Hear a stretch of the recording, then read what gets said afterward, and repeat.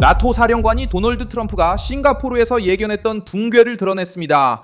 전쟁, 사보타주, 드론, 해적 케이블, 러시아의 압박, 중국의 진출, 그리고 서방 동맹국들이 재무장을 위해 서두르는 등 분열된 세계에 대해 이야기합니다. 이 경고는 샹그릴라 안보 포럼에서 나왔으며 2026년 6월 2일 화요일에 전해졌습니다.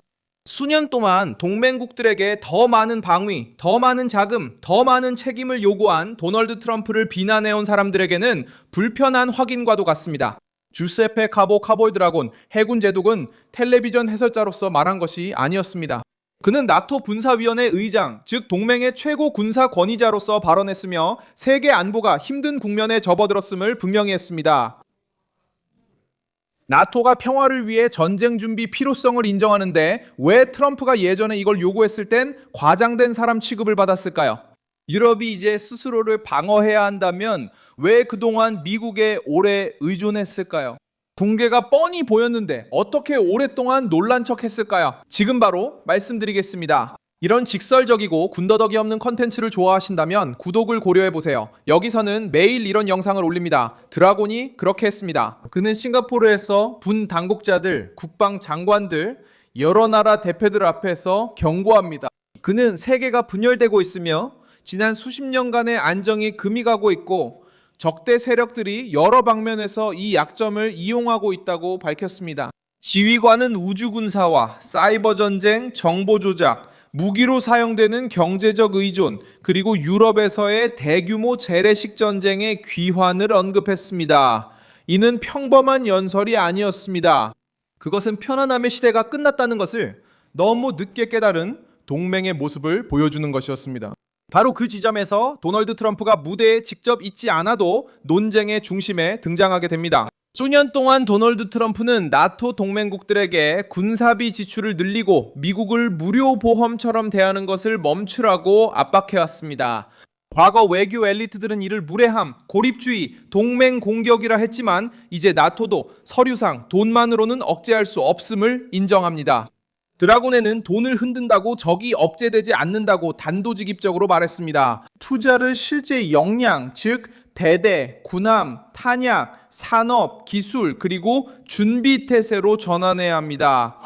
이 문장은 트럼프가 동맹국들이 더 많이 부담하고 미국 납세자에게 덜 의존해야 한다고 말할 때 했던 요구를 요약한 것입니다. 싱가포르에서 열린 회의는 서방 내부에서 깊은 변화를 보여주었습니다. 논의는 더 이상 유럽의 전차나 국제정상회의에서 한 약속에 관한 것만이 아닙니다.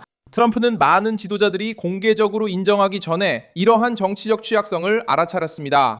호주 국방장관 리처드 말레스도 같은 포럼에서 같은 해석을 강조했습니다. 그는 바닷길이 분쟁의 장이 되었다고 경고하며 공격과 심각한 피해 사례를 언급했습니다. 호주 국방장관 말레스는 포럼에서 강조했습니다. 그는 분쟁, 공격, 피해 사례를 언급했습니다. 호주는 국제 인터넷 트래픽의 약 99%를 단 15개의 해적 케이블에 의존하고 있습니다. 이건 이론이 아닙니다. 이것이 새로운 조용한 전쟁입니다. 말레스 장관은 또한 호주에서 거래되는 상품의 98%가 항구를 통해 운송된다고 말했습니다. 호주 국방장관 말레스는 분쟁과 공격 사례를 언급하며 경고했습니다. 그는 우리가 국방 예산의 40% 이상을 해양 역량에 투입하고 있다고 강조했습니다. 이 결정은 진지한 국가들이 이미 그 메시지를 이해했다는 것을 보여줍니다. 주권은 멋진 말로 지켜지는 것이 아닙니다. 주권은 군함, 레이더, 위성, 잠수함, 드론, 정보력, 그리고 산업 역량으로 지켜집니다. 이것이 바로 트럼프가 힘, 국경, 국내 생산, 그리고 더 책임감 있는 동맹국들을 요구하며 묘사했던 세계의 모습입니다. 유럽도 그 실수를 인정하기 시작했습니다. 덴마크의 총리 메테 프레데릭센은 유럽인들이 냉전 이후 군사비 지출을 줄였고 무슨 일이 생기면 미국이 도와줄 것이라고 믿었다고 말했습니다. 이런 고백은 무겁게 다가옵니다. 이는 유럽의 일부가 워싱턴을 영구적인 경호원처럼 대하면서도 국제 질서에 대해 우아한 담론을 펼쳤다는 것을 보여줍니다. 트럼프가 각 동맹국이 자기 몫을 부담하라고 요구했을 때 반응은 히스테리였습니다. 이제 유럽 지도자들 스스로가 완전한 재무장, 자주국방, 그리고 국경을 지킬 수 있는 능력에 대해 이야기하고 있습니다. 그린란드를 둘러싼 긴장도 이와 같은 맥락에 들어갑니다. 덴마크가 트럼프의 발언에 반응하는 것은 북극이 실제로 분쟁 지역이 되었음을 알고 있기 때문입니다. 이 지역은 군사적, 광물적, 에너지적, 그리고 전략적 가치가 있습니다. 러시아와 중국은 북극을 점점 더 큰 관심으로 바라보고 있습니다. 해상 항로, 기지, 센서, 핵심 광물, 그리고 군사적 존재는 그린란드를 단순한 먼 영토 이상으로 만듭니다. 도널드 트럼프가 이 문제를 제기했을 때 언론은 이를 도발로 받아들였습니다. 장군들과 장관들이 북극의 안보에 대해 이야기할 때는 이를 전략이라고 부릅니다. 도널드 트럼프가 외교적인 포장 없이 이 문제를 드러내 불편함을 주는 것이 차이점입니다. 나토는 이미 2035년까지 국방과 안보에 국내 총생산 GDP를 투입하겠다는 목표를 세웠습니다. 이 중 3.5%는 중앙방위에, 1.5%는 인프라, 네트워크, 민간 대비태세, 혁신, 산업 기반에 할당됩니다. 이 목표는 세계가 평화로워서가 아니라 동맹에 대한 위협이 더 비용이 많이 들고 빠르게 넓게 확산된다는 깨달음에서 비롯됐습니다. 이제 대가를 치를 때입니다. 유럽은 더 이상 2%만으로 러시아, 중국, 이란, 해상 사보타주, 사이버 전쟁, 대규모 드론에 맞설 수 있다고 가정할 수 없습니다. 우크라이나는 또 다른 요소를 추가합니다. 드론입니다. 볼로디미르 젤렌스키는 아직 미국과의 대규모 드론 협정을 기대하고 있으며 이를 추진하려면 트럼프의 승인이 필요하다고 밝혔습니다. 키예프는 러시아와의 전쟁에서 축적한 현장 경험을 제공하고자 하며 미국 기업들은 인공지능과 첨단 기술을 보유하고 있습니다. 이러한 조합은 세계에서 가장 큰 기술 전쟁 협정 중 하나를 만들어낼 수 있습니다. 이것이 바로 리더십과 복종의 차이입니다.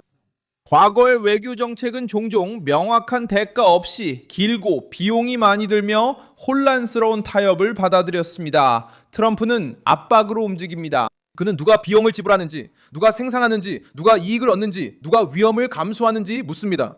그리고 미국에 어떤 이점이 있는지 따집니다. 우크라이나 드론의 경우 기술이 중요한지 아닌지가 문제가 아닙니다. 기술은 매우 중요합니다. 질문은 워싱턴이 또다시 현금 자동인출기처럼 행동할 것인지 아니면 자신의 시장, 산업, 인공지능의 가치를 아는 강대국답게 협상할 것인지입니다. 드라곤의 경고는 또한 푸틴을 계산의 중심에 놓습니다. 러시아는 드론, 미사일, 사보타주, 정보전 에너지 압박을 이용해 서방의 반응을 시험하고 있습니다. 젤렌스키는 모스크바가 드론이 루마니아, 몰도바, 폴란드 또는 발트 3국을 향해 날아갈 때 나토의 반응을 주시하고 있다고 말했습니다. 이것은 전쟁의 경계가 멈춰있지 않다는 것을 보여줍니다. 푸틴은 약점을 재고 대응 시간을 재며 정치적 두려움을 측정합니다. 주저함을 발견하면 전진하고 힘을 만나면 다시 계산합니다. 트럼프는 공식 성명이 독재자를 막을 수 있다고 생각했던 관료들보다 이런 힘의 언어를 항상 더 잘 이해했습니다. 중국은 같은 방정식의 반대편에 등장합니다. 인도태평양 지역은 해상 압박, 기술 경쟁, 군사화가 진행되고 있습니다. 남중국해, 타이완, 해저 케이블, 그리고 해상 무역로는 글로벌 무역에 의존하는 모든 국가들의 관심사입니다. 호주는 잠수함, 프리기탐, 구축함, 해상 감시에 단순한 변덕으로 투자하는 것이 아닙니다. 호주는 베이징과의 갈등에서 순진하게 대응해서는 안 된다고 판단해 이렇게 행동하는 것입니다.